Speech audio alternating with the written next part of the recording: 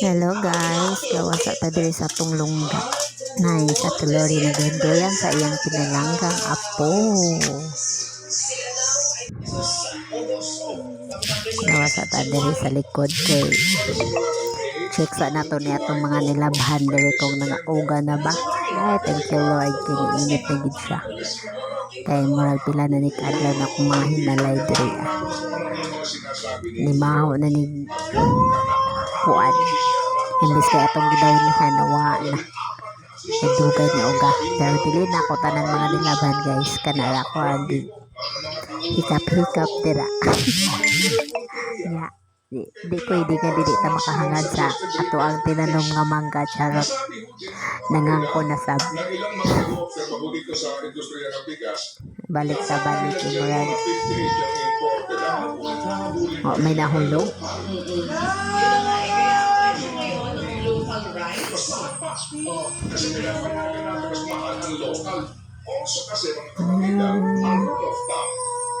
Thank you Lord, kiniinit na atong kumpasan nagpagawas na atong mga nilaban nila sa hello guys, dito wala patay pamangkana karon magkilay sa tukang pasakay itong aga basta giruway sa kanin tapos nabaliway sa ang una pong natanggap ni Dayan, December 10, ay 13,500 pesos na sa tindahan. So ito po pinambayad sa kanilang utang dun sa tindahan. Tapos ang December 11, 30,000 pesos naman po ang naipadala natin dito kina Dayan. Ipinaayos niya po yung kanyang tindahan at nagsimula po ng negosyong sari-sari store. Nakausap natin sila muli noong December 30.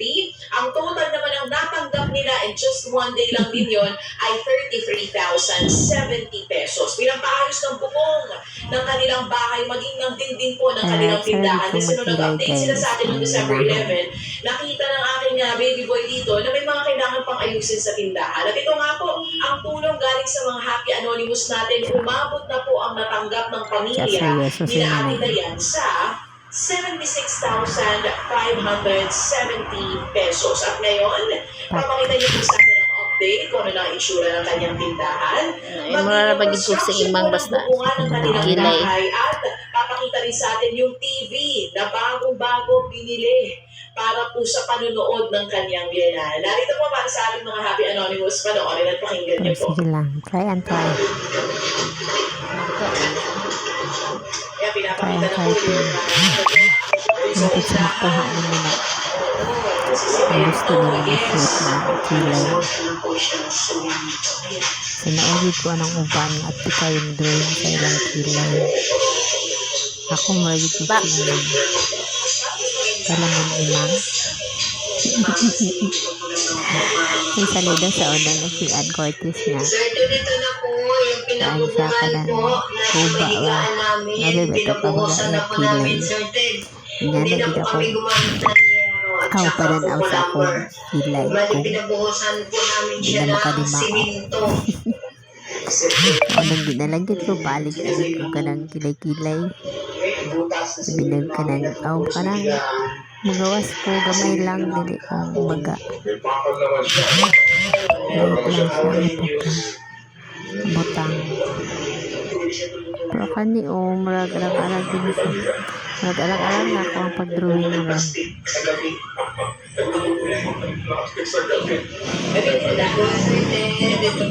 Hoy! Kasi pagdating niya na akong kilay kaya pabagsak lang siya. Wala na siyang bulas. Dito sa banda na dali ila kay kot na dan ilang kilay. Pantay lang. Taas ako kay pabagsak man siya mga isip ay sa tingin. So parang ito sana magtinda ng mga hotdog, shirted, mga freezer, Ay! Sabi mo nga po, one step at a time. Ilang, hindi lang po sa sunod sa pilori naman po makikita sa kuha. Maraming salamat po sa Sili duwende sa kasigtanaw. Samtang nagduwende yan siya ni Shani.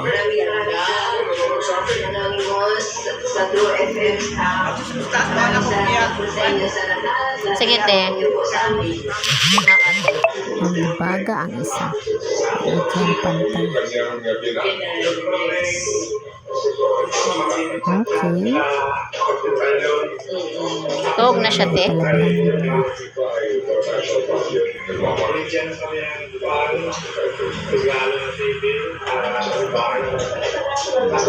Good.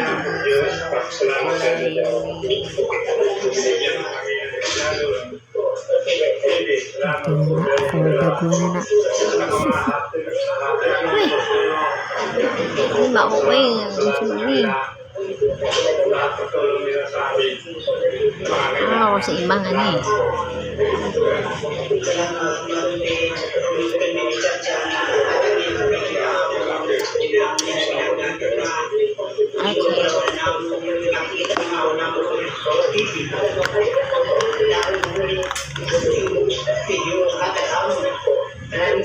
Magaling siya kung gamit. Masarap akong chika. Dari dapita. Masaya si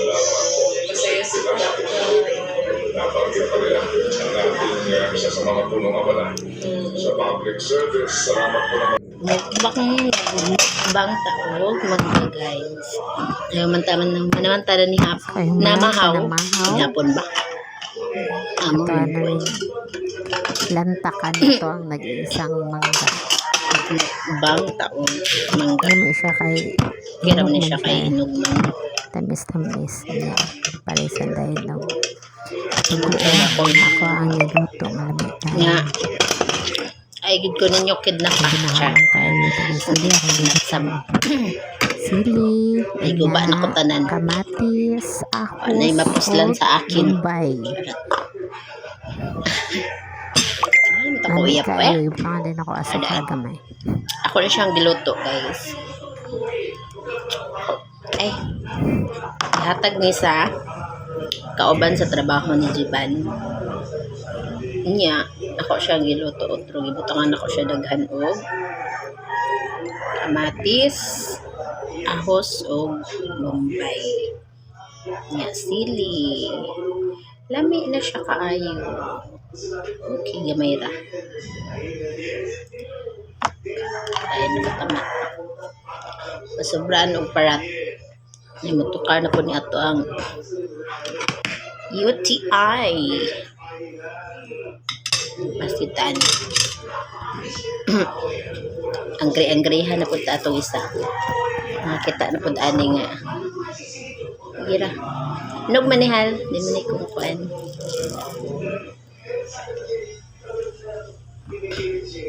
Ay, na po daan. Mas po.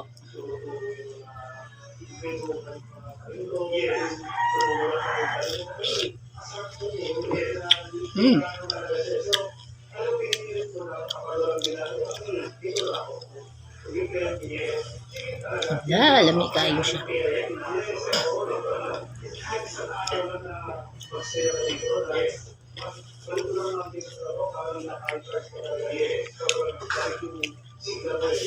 Magsalig man si Manay.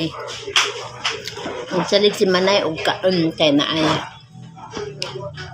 Lagyan mo kasi tirsin sa bag. Tumaran na ni. Ada.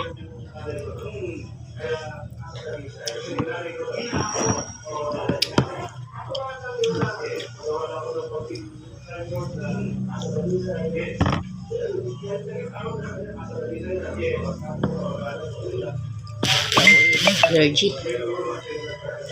Sa Bisaya, ingon pa daw nila kay Kagid.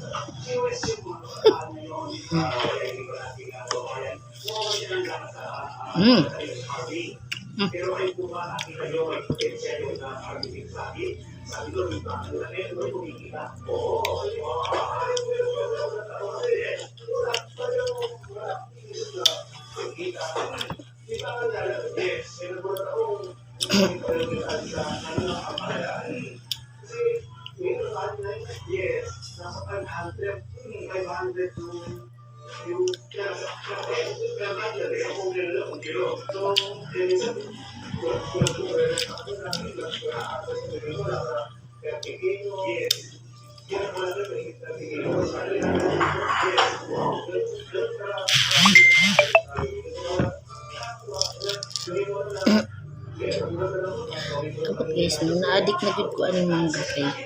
Saan akong likay. Maglaway gud, magtulog gud akong laway.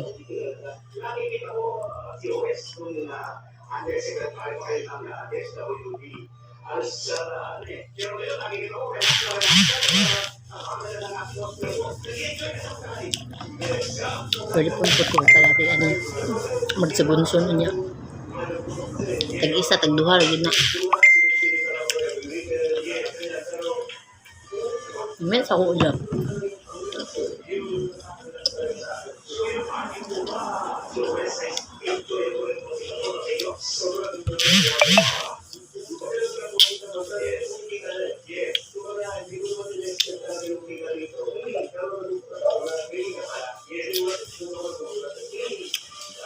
Ganun pa rin siya.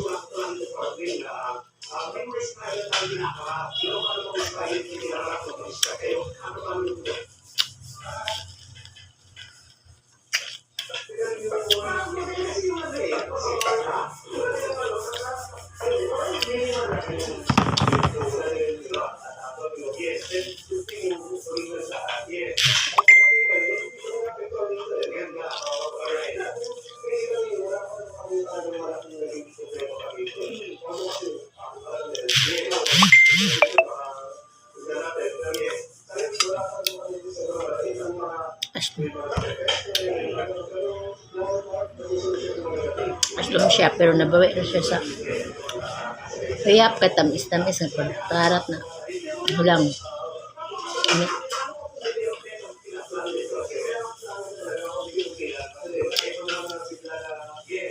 May siya isyudan.